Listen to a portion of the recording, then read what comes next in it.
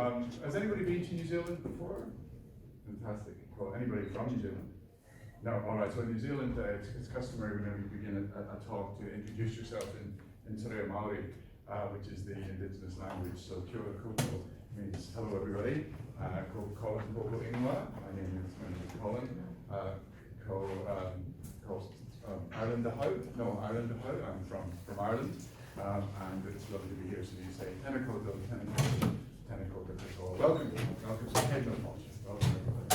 As introduced, my name is Colin. I am an alumnus from Trinity from quite some time ago. This is my mum, by the way. Everybody who's here. I'm based in Wellington, New Zealand. I've been there for 16 years now, working for Young Enterprise, also lecturing for the local university there, Victoria University. I'm home for a week, so it's a flying visit. So I came home to see my mum up in Bangor, near Belfast, and then Jay, who I think has just popped out for a minute, who's my brother-in-law, strangely enough, then invited me to come in and give this talk. So it's an absolute pleasure to be here. My mum's been dragged around Dublin all day today. She's a bit knackered, but it's great to be here. So what are we going to talk about? So there's Jay there. Sorry, does everybody hear Jay? Nope. Jay, who are you? Do you want to introduce yourself? Hi everyone, I'm Jay Piggott. I'm an assistant professor in aquatic biology and zoology, and had the good pleasure of knowing Colin for some years. Absolutely. Married your sister. Yes.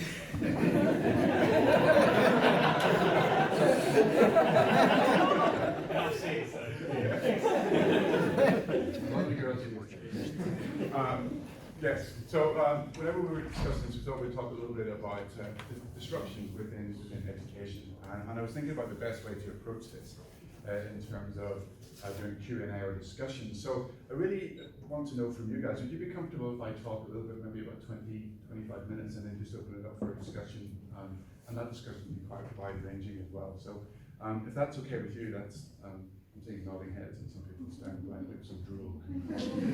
Yes, we'll go with that, that's awesome. All right. So what I thought is talk, I mean, the concept of disruption in education is not new, obviously, and innovative thinking and disruptive thinking within education. But I don't want to go down that path of talking too much about current trends and thinking, because you'll probably know as much, if not a lot more than I do in that, but we can bring that into discussions later on.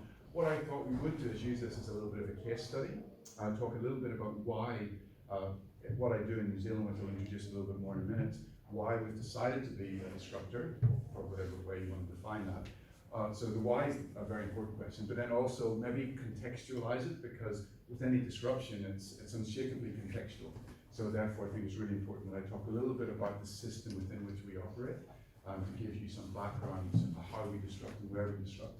And then I thought I'd give you some examples of how we do that, for students, for teachers, and also for the system as well. So we've got students and professors in the room. Sorry, are you, most of the students, are you education students or business students or? Entrepreneurship, fantastic. Cool. All right, all right. You're the eager beavers, you've got the apples in the line. And everybody else is the mix, hodgepodge of interest. That's an impossible question to ask because nobody's going to answer. But that's good to know there's some entrepreneurs and educators in the room. So primarily what we do in New Zealand is that we work for an organisation, I work for an organisation called Young Enterprise. And we're, for those of you who may have heard of Junior Achievements before, which is scattered across the country globally, we're an equivalent to that of sorts. And we've been running for 39 years this year.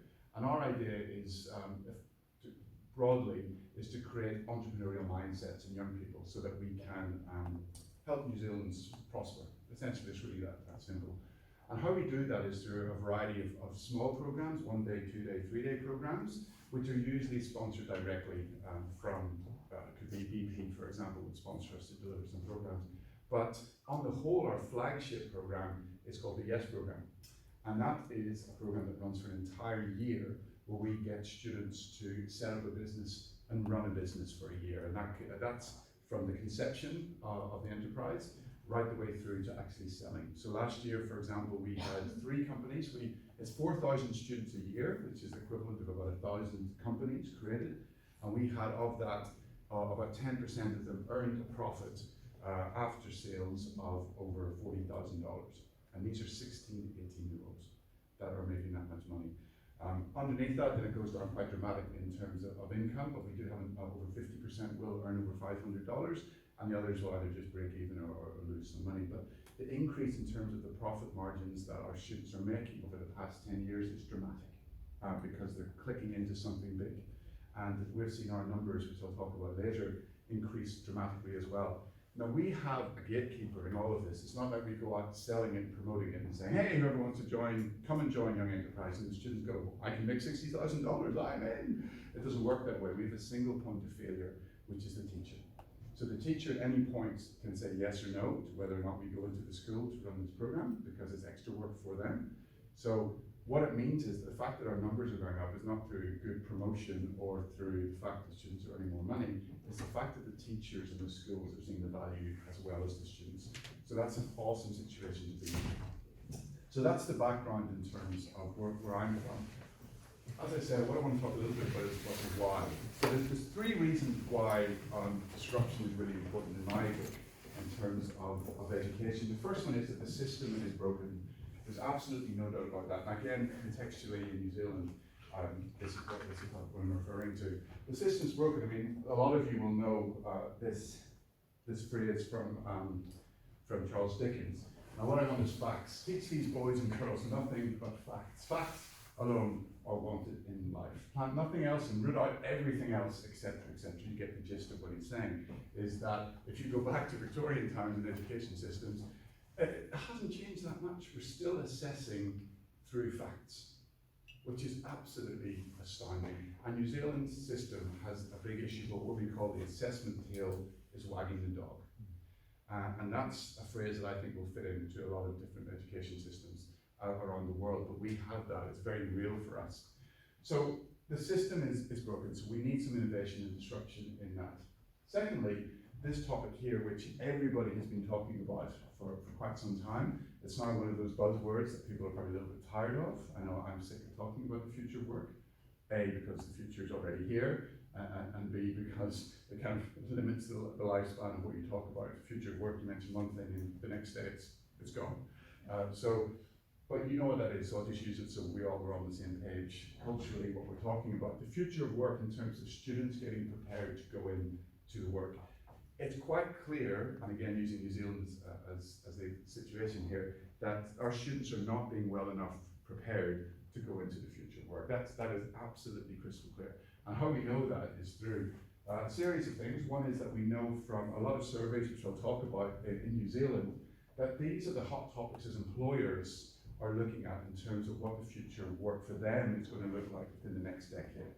So you've got the fifth dimension, you've got technology bottlenecks, you've got automation, you've got the fourth industrial revolution, you've got a hack generation, basically, hack technology, where students are creating a whole new dimension by themselves through a variety of different uses of technologies. And these are creeping more and more into just common usage within the workplace.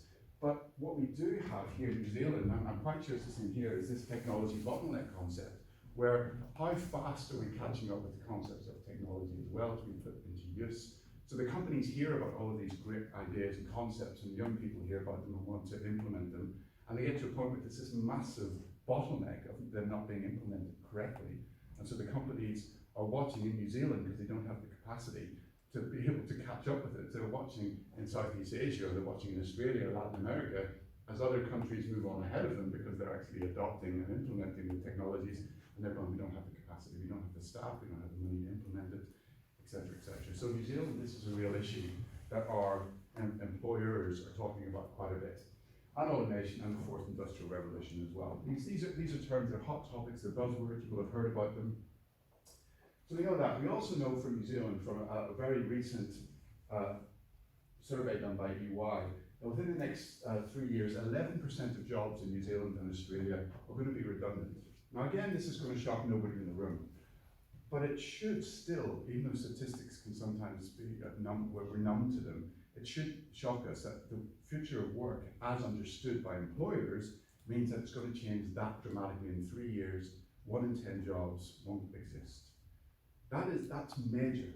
It's also major that 31% of employers say that technology will change roles, triggering task redundancy, which means that it's not just redundancy in terms of roles, but the tasks within the roles. So how are we preparing our young people then to go into roles so they don't know what they'll be doing in those roles? And they don't actually know which roles, which tasks are going to be made redundant.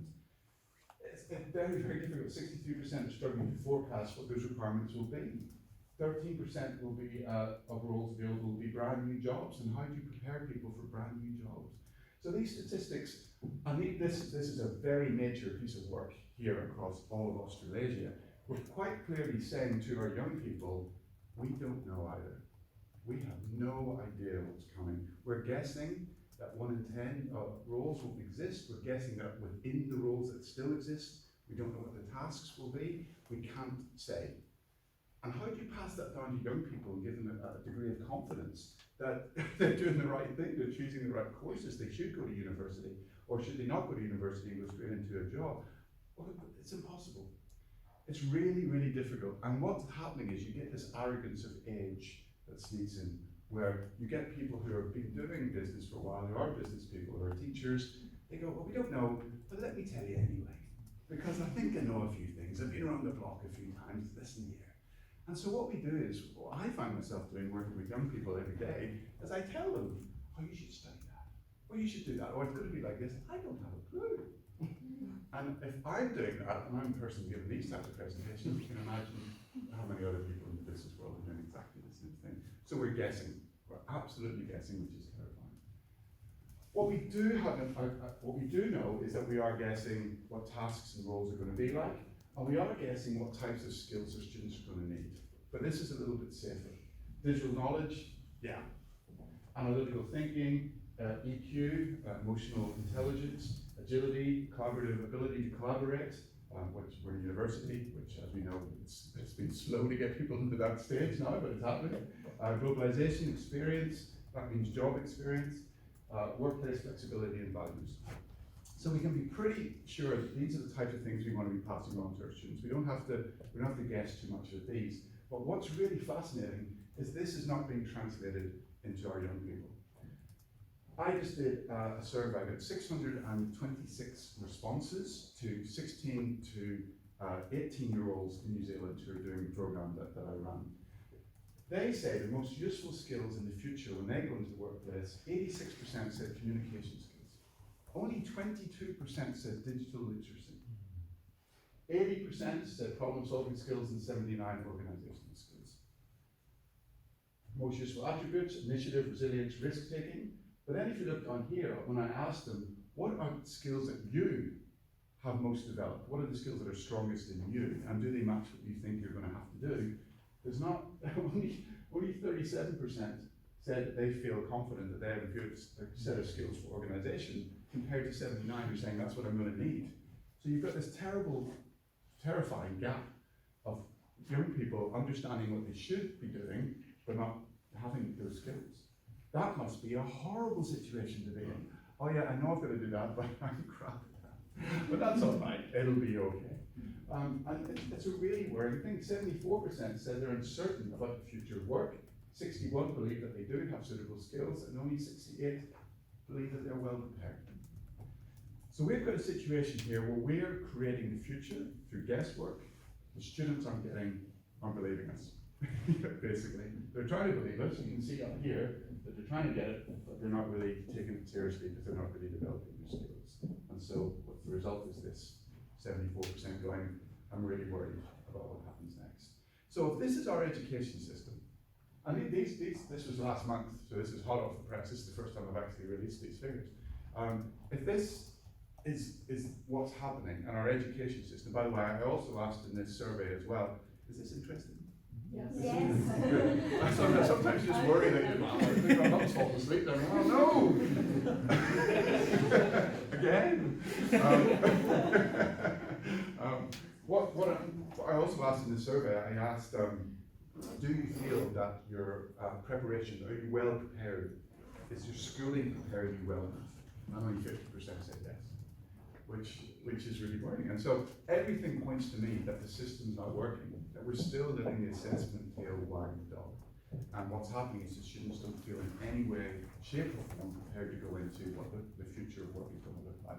So this isn't going to get you on the edge of your seats, I understand that. I don't think anybody's going to walk out of here going, did you believe that? Like, I never thought of that. This is stuff we probably have accepted already.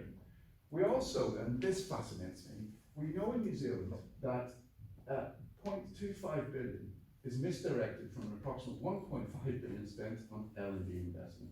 So we know that of the learning and development budgets that we've got in New Zealand to go into companies to upskill people who are already working so that they've got the correct skills for what we need, it's not in the right place.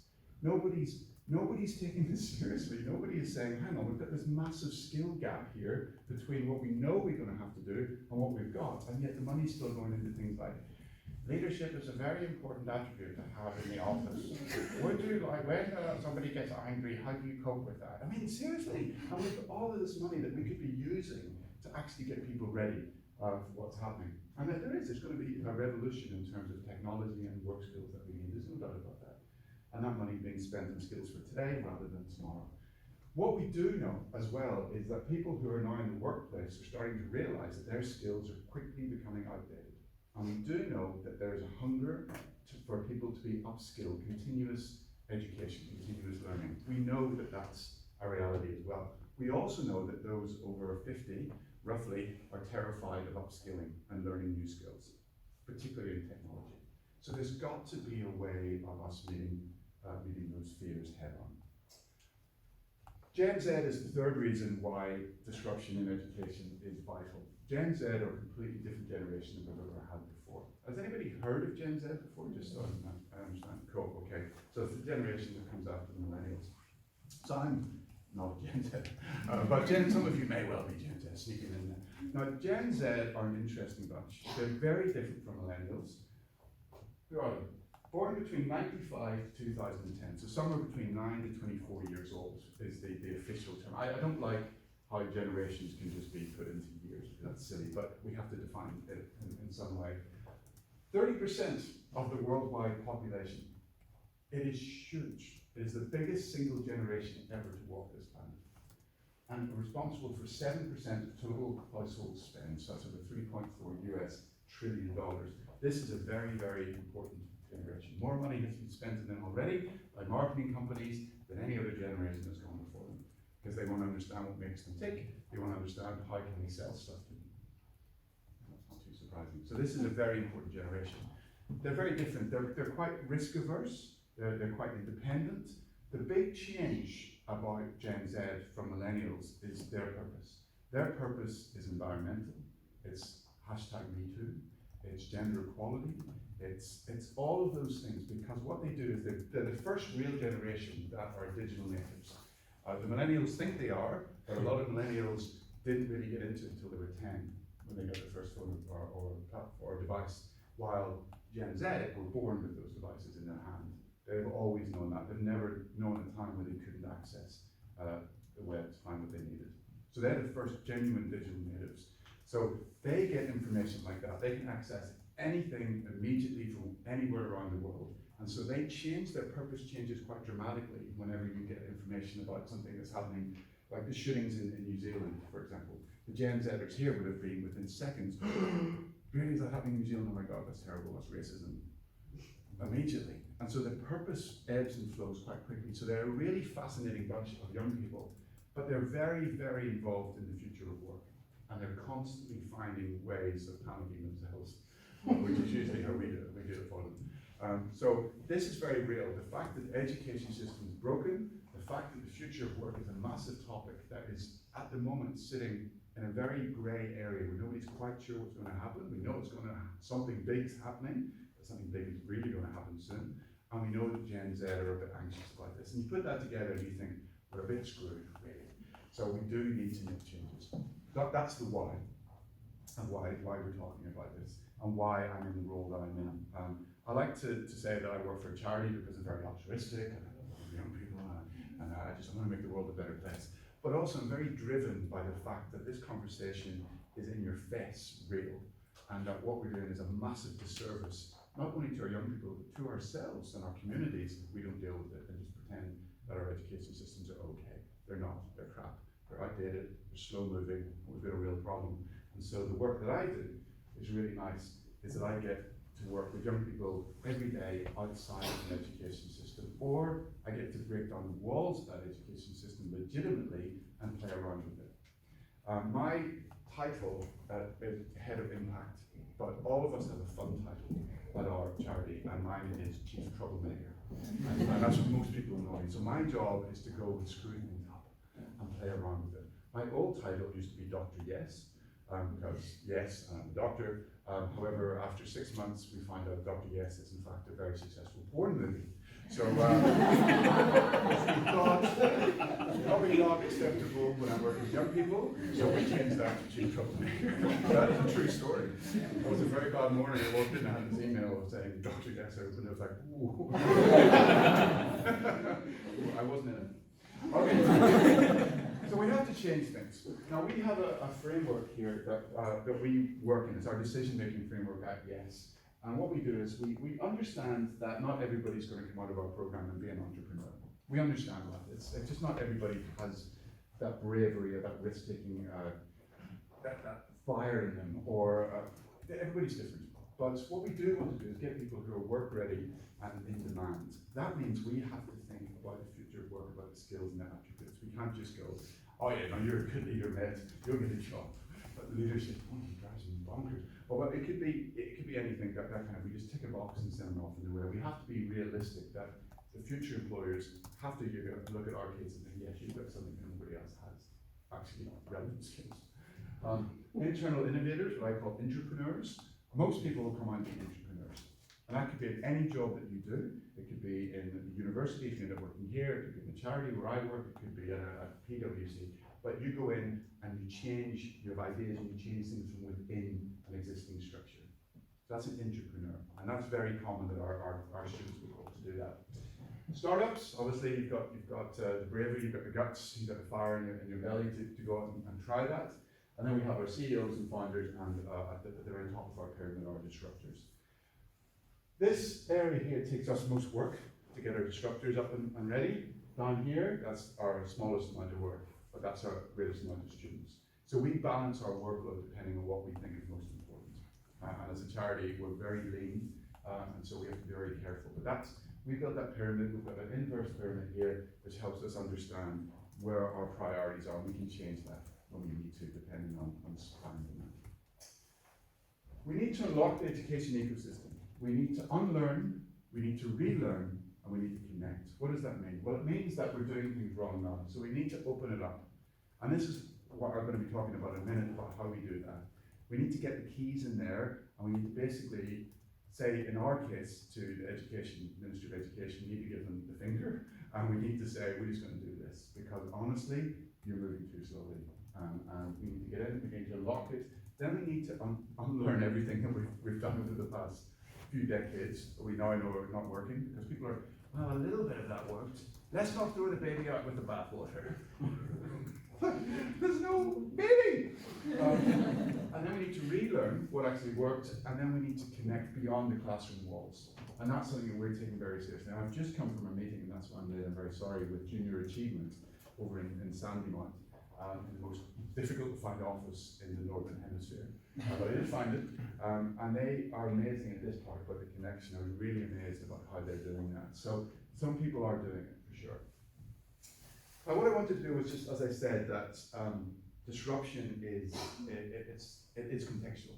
And so our context is what we call the NCEA in New Zealand. That's our education system, the National Certificate of Education Achievement. Jay, did you do NCEA? No, it was before that. Before that, cool. So how NCEA works is there's 3 levels. Level 1, level 2, level 3, obviously. You see there, you have to get 80 credits to achieve each level. It goes up and up, levels of difficulty, obviously. How you get credits are their standards of work. So let's say you're doing, what do you study? Entrepreneurship. Does anybody do English literature? Let's say you were doing English literature. Sorry. Of course you didn't know. You're in the front row. You told me. If you're doing English literature, if you're doing English literature, there would be certain standards that you could take. A standard is a block of work, a unit of work. And so therefore, a teacher may say, okay, you guys are doing English literature this year. I'm going to select these 10 standards, these 10 units of work. It might be speech giving, it might be Shakespeare, it might be writing a play. And so the teacher would say, okay, here are 10 standards. As a student, you would do that standard and you would be marked. You'd be assessed for that. You could be assessed internally, which means that the teacher might watch you give a speech and give you 8 out of 10. Or externally, which would be an exam. So there's internal assessment and external assessment. And you would get credits then for completing that unit of work, that standard. And once you get 80 credits at level 1, you would get a certificate, level 1 certificate. Hey, congratulations. It's really nice because the teacher gets to choose from a smorgasbord of different offerings and put together a course that they want to design for you. Same for level 2, same for level 3. Alongside these, however, you have the endorsements as well. So a student who does the bare minimum in level 2 biology or level 2 graphics might get an achieved. So you would get, for example, level 2 certificate with achieved. That would be your endorsement. But if you're a very strong student, you might get it with excellence, if you get 50 credits with excellence, or 50 credits with merit. So the idea is that the students will go there, they'll do a variety of different things, they'll pick up credits, they'll get a certificate, and if they're good, they'll be highlighted through their endorsement. Sounds good, and it was very revolutionary whenever it was put into place. The bad side of this is the students have worked out the system, and the students now go, I'm just going to pick that because I know that's easy, and I get that many credits, and it's only internal assessment. So even though I'm doing biology, I'm going to go and do this English one over here, where I can get up and go, my mom is a dentist, and she loves her job, thank you. And the teacher will go, oh, 5, but he still gets the credits, he doesn't get an endorsement. So what we find is the students have become credit hunters. And so they don't care. The last 6 months of school, they don't care. Because they've already got all the credits they need, they're done, happy days. So the system is failing them. And so that's our context. And what that does is creates this wonderful opportunity for people like us to sneak in there and go to the teachers, hey, there's something different that we can do that will keep your students engaged for an entire year. And the teachers are like, tell me more. They would, teachers don't talk like that, they're like, huh? Is it more work? But that's the idea. Okay, I mentioned before what we do. So this is going into Young Enterprise, our entrepreneurial program, to contribute to the prosperity of New Zealand by developing youth with ingenuity and entrepreneurial mindsets and skill sets. If my boss knew that I was going around saying that, she'd punch me in the face. I just made that up because I like it. But that's not our official mission. But that's what I tell everybody. And I've just changed it because I went to a meeting just last week in New Zealand and I was emceeing these awards from export. And I was talking about New Zealand is one of the most innovative countries in the world. And everybody, no, it's not. It's not. You think you are, but you're not. In fact, you just do everything everybody else does, but you just do it sheep. That's basically it. Or a bit of wool. And everybody thinks you're innovative. No, but what New Zealanders are they have lots of ingenuity. They learn how to make great things happen with a lot less than a lot of other people do. And that's not innovation, that's being ingenious. So I like that, so I've changed that, and nobody else in Young Enterprise knows this, so if you're recording this, sorry, I've just made that up completely. But that's what we're trying to do. And we do that through 3 things. Experiential programs, which I've already talked about. Active networks, we talk about connecting, really key, that's a big thing for us. And transformative experiences as well. So what do? We try to create a living portfolio for our students. And what that means is that, this is something I've been working on quite a long time, is we don't want students to walk out just with a badge saying, I've done yes, I'm awesome. We want them to come out with a CV, which is living, which means that we give them 20 skills or attributes they can pick up through doing yes.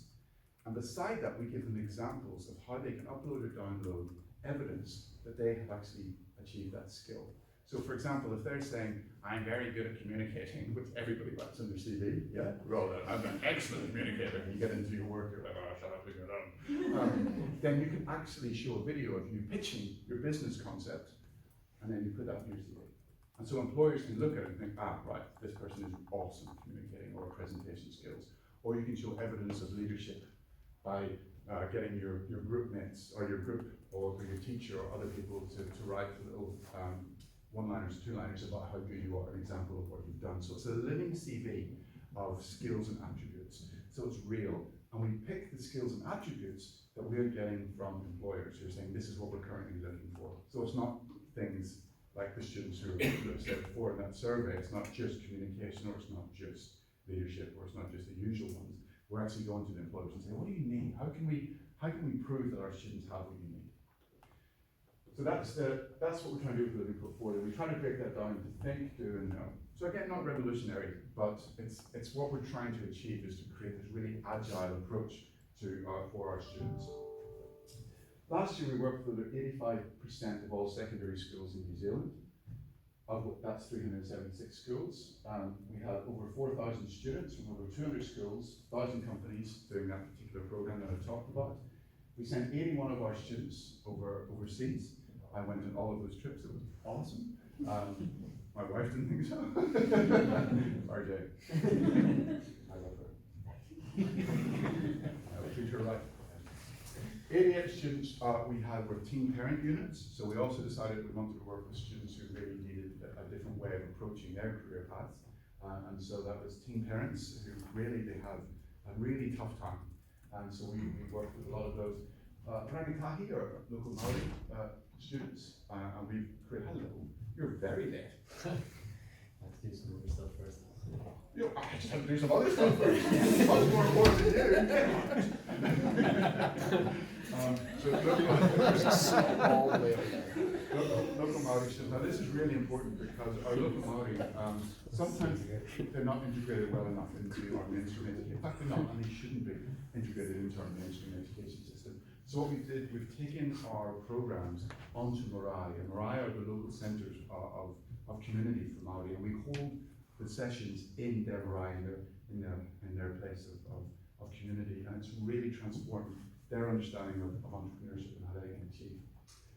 We also have run so also just to show you here finally, that's our growth. I was talking about growth. It's quite dramatic, because this is an area students want to be doing this. They want to be in a disruptive space. And so do the teachers. Now, I did this morning at 5 a.m., all those slides at 5 a.m. this morning, and I got really tired, and that's my last slide. So I can't make a picture, I just can't. And my mum was at the door, Colin, breakfast! I was like, oh, I just did that. So sorry for the lack of beauty around this. But this is the last slide, just to talk a little bit about what we're actually doing.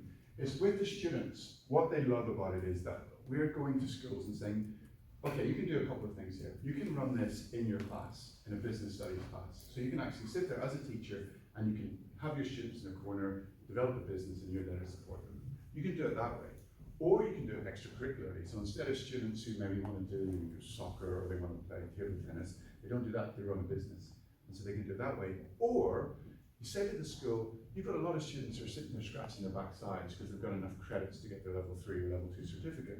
Why don't you give them half a day a week as a big group, as a community, to do project-based learning or passion-based learning, PBL, and you totally change their day and their week around, and you make this an exciting part that you can plug in to all parts of their learning. That's becoming really popular. And there are some schools that they base on their Wednesdays. They'll give a whole day over to the students who come in and do PBL.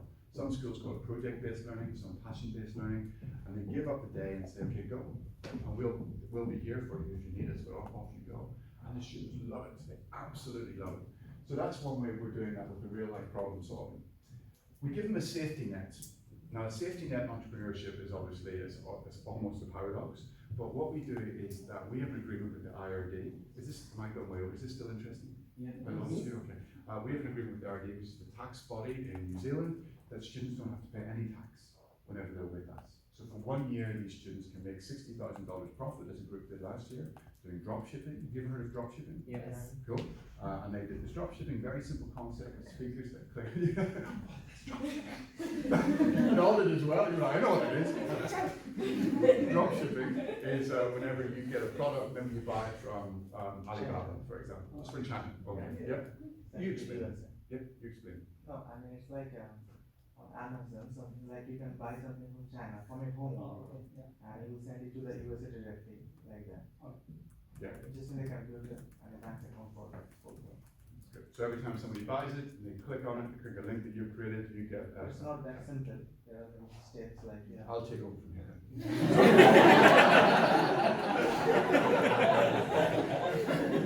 It's not that simple.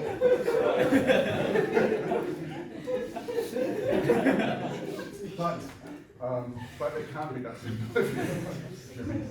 And so students made $60,000 doing that, and they didn't pay a cent of tax. Now you may think that's unfair, but that's very rare that that happens. Most students will make $500. We don't want to penalise them, we want to incentivise. We also, all of the students operate under the Vulnerable Children's Act in New Zealand, which means that if they get screwed over big time by somebody, they're actually protected by law. So it's a really good safety net that we have for our students. We bring them overseas, and we also, really importantly, connect them to mentors. So every team will have a mentor.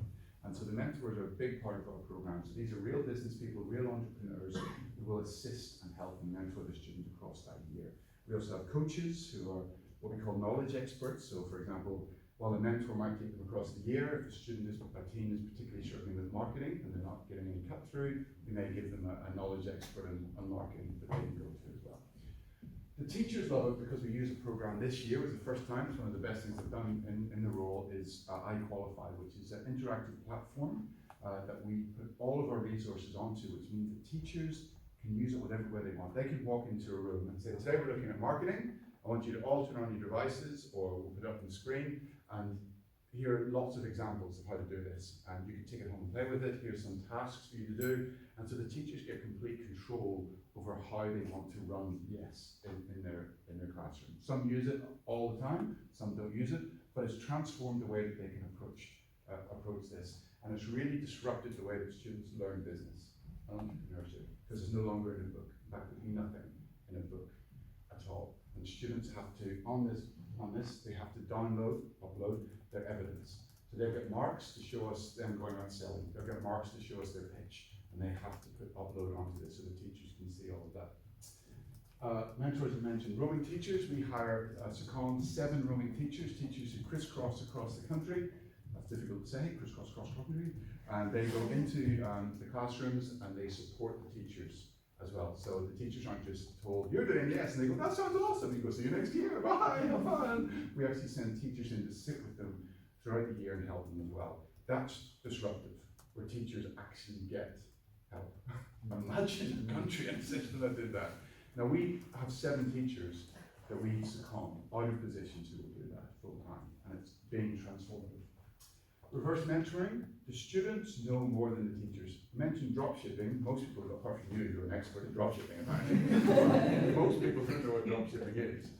Teachers don't anyway. So the students become the mentors of the teachers. So the students are out there, they're well ahead of the teachers, and so the teachers are learning from the students. And that's an awesome situation to be in, because we're saying to the students, go, just do it. Try new things, screw up, fail. The teachers are going, what are they doing? What is this? This is amazing. And so the next year, the teachers know. And so they can, it's a lovely ongoing pattern, and then the roaming teachers can pass that throughout the country as well. Very powerful. PBL, we've already talked about, project or passion-based learning. And last year we introduced a micro-credential. So I worked very closely with NZQA, New Zealand Qualifications Authority, and we created a micro-credential. We were one of the first 3 in New Zealand to do it. That was a massive yawn. Who was that? It just felt the gravitational pull. It wasn't something I'll find you later.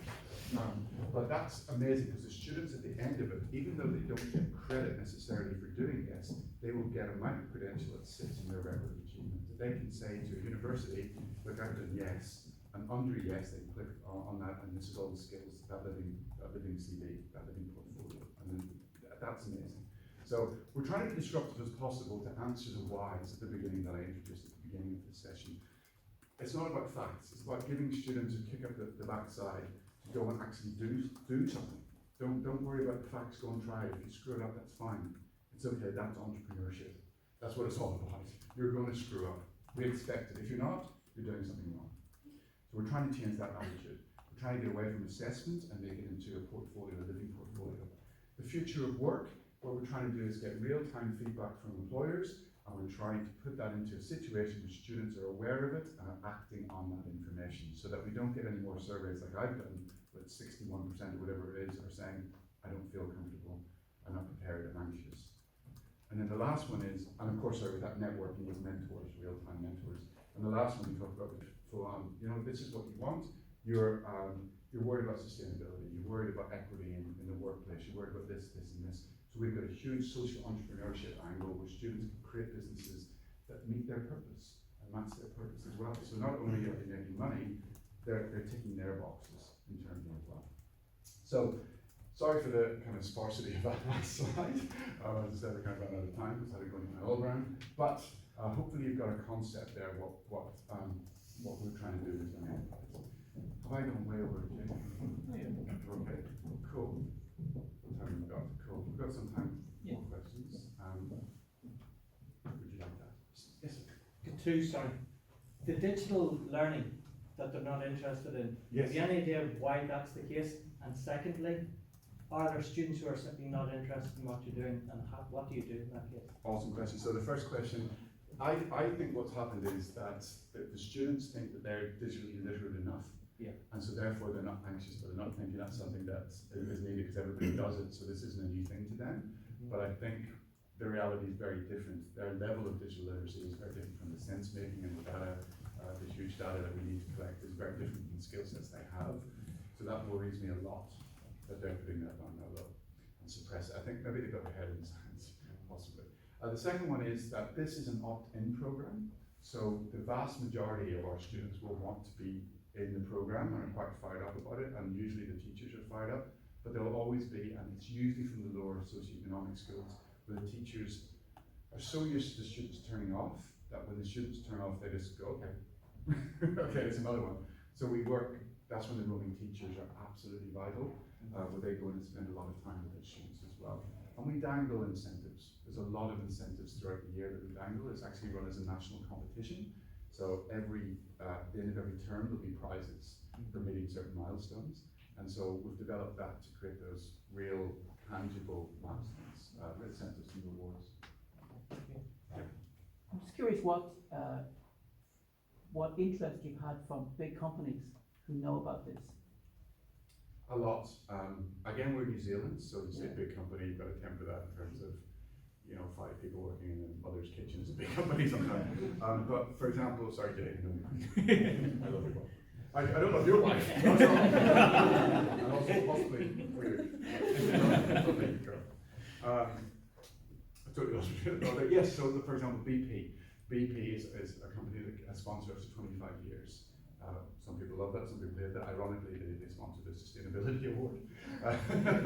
Wonder what they're trying to do there. But there again, 25 years sponsorship, and we've got 5 government ministries, we've got PwC, we've got Chartered Accountants, so a lot. But what we're finding at the moment is that the companies that mostly want to sponsor us and who are interested are not just doing it for CSR reasons, corporate social responsibility, they're doing it because of financial literacy. That's where the main interest is at the moment, because the students who do this program pick up a lot of financial literacy. And so Chartered Accountants, PwC, EY, are some of our biggest sponsors. And so they're really interested in that, but it is changing, and we're starting to get more widespread interest as our program increases. Does that answer your question? Absolutely, because that to me seems to be a natural progression from their perspective. Yep. That you're basically training people to work for them. Exactly. And yeah. that's not different to what has gone on in the past, where sponsorship going into universities for people to work with computer science graduates, etc. So it's a whole different mindset rather than the skill set. Yeah, you're absolutely right. And that's really fascinating. So just with that, what I did, again being quite disruptive, was last 4 weeks ago, last 4 weeks ago, I took a group to Argentina, 12 students, and what I did was not just send them off and have a look at the ecosystem in Buenos Aires. They all represented a New Zealand company. So they were all given a company that they represented, they were put into contact with somebody from that company, and they had to go over to Argentina and visit companies that were related to that sector and create a market entry strategy for that New Zealand company going into Argentina. They came back with 12 market entry strategies that they handed then to those companies.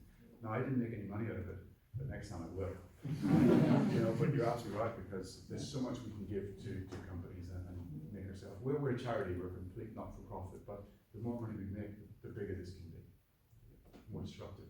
Yeah, thank you.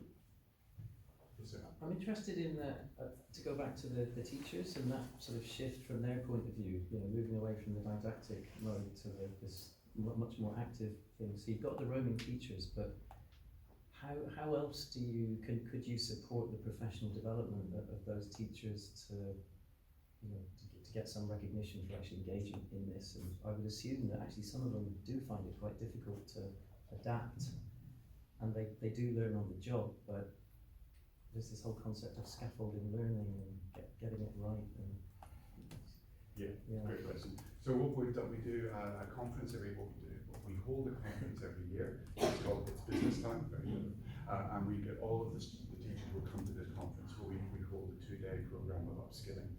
Not just upskilling within the program or teaching skills, but also connecting them to some amazing business people. And they can create a network then for that.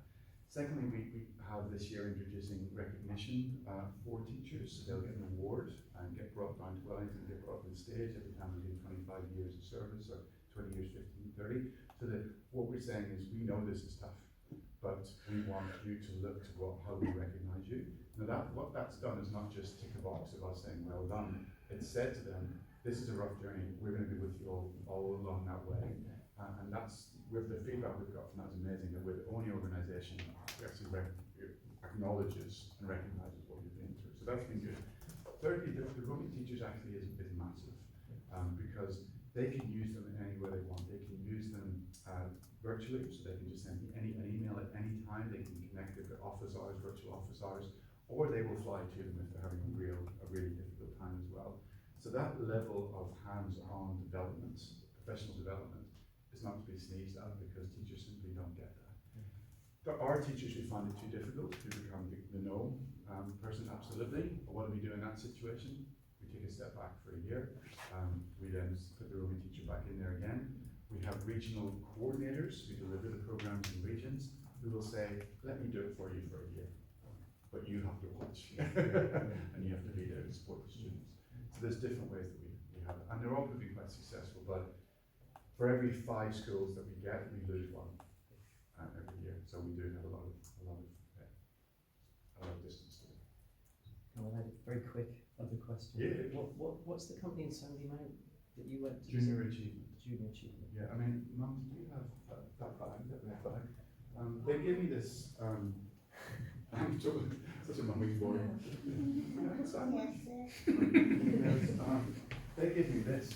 Let me just pass that back. Thank you. That's the list of companies that they work with. Wow. But and not just work with, those companies pay them every year to work with them. That's amazing, so I'm stealing that concept with me. When I go back to New Zealand. So these guys are doing similar things here to what you're doing now? No, I thought they were, but I'm just with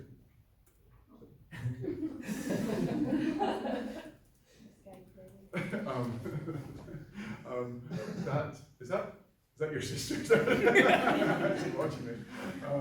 What they do is it's very different. They actually say to those guys, we've got a smorgasbord of 10 different programs that we can bring into schools.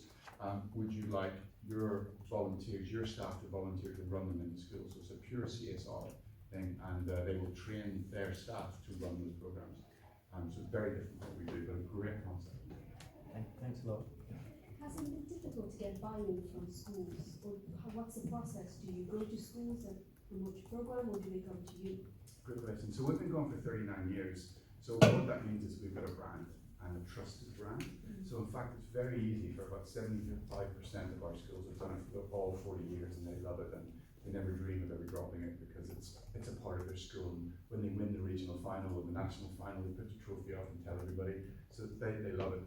But 25%, it is a struggle. And it's a struggle because sometimes the teacher comes along and isn't comfortable doing it, and so they just say, no, sorry, not this year, and they drop it.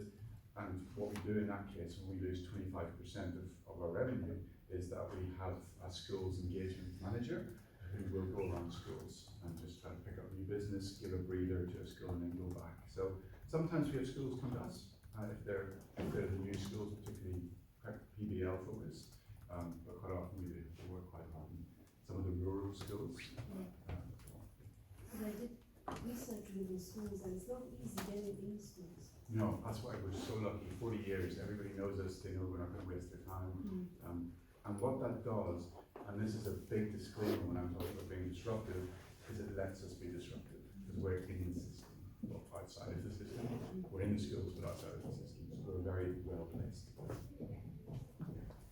What kind of impact does the program have on the startup ecosystem in New Zealand in terms of retention rates as entrepreneurs, jobs created, kind of innovation in general in New Zealand, etc.? Great question. I thought you were going to ask me what is dropshipping.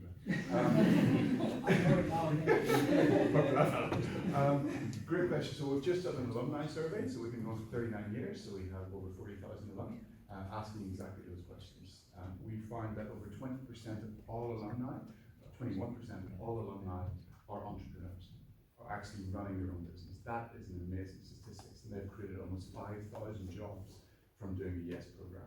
So that's over a 40-year period. Of that, about 30% have started more than 3 companies. We all know entrepreneurs, the chances of your first company working are not very high, but they're persistent, so they've got that resilience in them as well. How does it affect the ecosystem? Well, obviously the ripple effect is quite significant. Well, one entrepreneur will often create another entrepreneur, and so we can't actually say how many, but we're guessing that the impact is quite significant. So over 4 decades, we feel that we've transformed the ecosystem within New Zealand. Within the last decade, though, we've become less relevant because it's really growing. The ecosystem is booming in New Zealand at the moment. We've got a lot of companies coming in, setting up incubators and accelerators and doing their own thing. We've become slightly marginalised to all of that's happening, which is fine because we're a charity. Our goal should be to cease to exist. We should every day try to stop what the need for why we exist. So we're delighted to see that. But what we have to make sure is that we're building a pipeline that feeds into this very exciting new ecosystem, that our students aren't left floundering after doing school, that they're fed into the ecosystem. So we've got a challenge. Was that answer? Yeah. I think we have time for one more. So, like with the development of AI, like it's going to be booming in the next 5 to 10 years. How do you see that influencing your company versus kind of piggybacking off of him, that creating jobs for people? And then you said you work with primarily people in like rural communities. How much access do they have to that technology in like New Zealand, for example? I know it's all going to kind of end up having a global effect, but I just don't know how accessible that is. Can you mean more about that? Yeah, and also poverty while I'm at it. Exactly. I think there was 3 questions there. The last question, we don't primarily work with rural areas, Okay. but most of our students are actually from urban areas, but we're increasingly trying to engage the rural areas. So I can't really answer that question because at the moment our engagement levels are quite low for that. In terms of AI, so entrepreneurs are always entrepreneurs because they love people. They love working with people, they love getting out there and challenging and giving it a go. So AI is never going to replace the tasks that sit within an entrepreneurial day-to-day job. So for us, what we have to be realistic about is that the drive and the energy and the skill set of an entrepreneur won't be affected. What will be affected is the product or services that they work with. So what we should be doing, and we're not doing, is working very closely with all of our students to say, keep an eye on what's happening here and what types of products and services that are being put into startups, into that ecosystem, so that you're not falling behind, or so that you can piggyback on it, you can learn, so you can bootstrap off another concept. So that's what we have to be very careful about. I don't think it will affect our program per se, and I don't know how it's going to affect in terms of access for rural areas. I don't know. Okay. Does that answer your question? Yeah. Or not. I think we have to go. I'm giving another talk now. Hopefully that was of interest to you guys. I'm sorry to have no time for this session, but it's been so cool to be here. Thank you all. Thank you very much.